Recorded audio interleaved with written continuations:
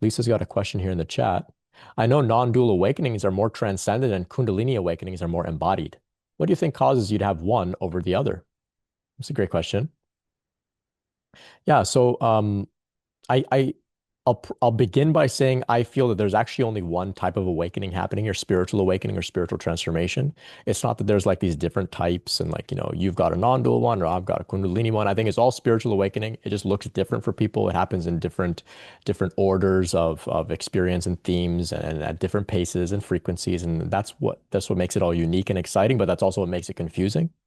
Um, Specifically to this idea of the non-dual awakening, which tends to be, this top-down type crown chakra opening that people experience, non-duality, non-dual awareness, pure consciousness. They're able to be a witness to the mind, to the body. There's a lot of disidentification with the body and the mind, for example. Sometimes people experience oneness with the divine, things like this.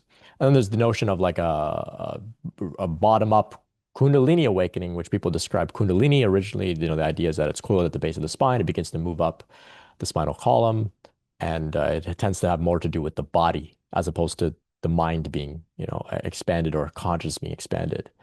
So what do you think causes you to have one over the other?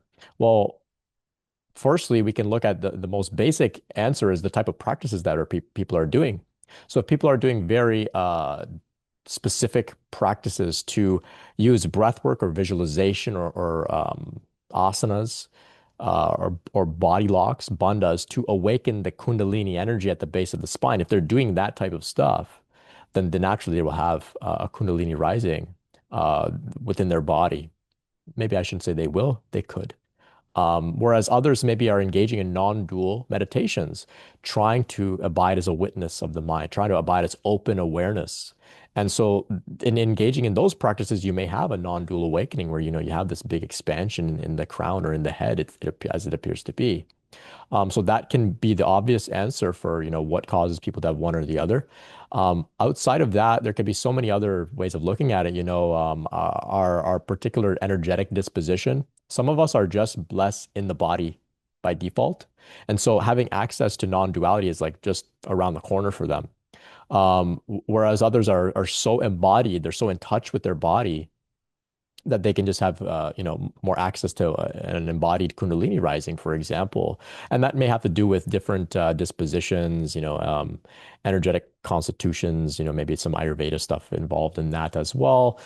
Maybe some trauma stuff too, depending on what type of trauma history you may have and your style of dealing with trauma. So some people may deal with trauma by dissociating, by just checking out of their body, and that may make them more prone to accessing non-duality on the level of the mind because they kind of become disidentified from the body, which is transcendent and kind of safe from all of the trouble in the world, for example. So that maybe has an influence on it. Depends on the traditions you explore as well. Like I said, there are some practices that are more focused on these type of head-based stuff. Other practices focus more on the body-based stuff. Some traditions are you know, more embodied than others. Some are more transcendent than others. It depends on also our energetic disposition. Transcendence is more of a masculine thing. And I don't just mean men, though men tend to fall within this camp.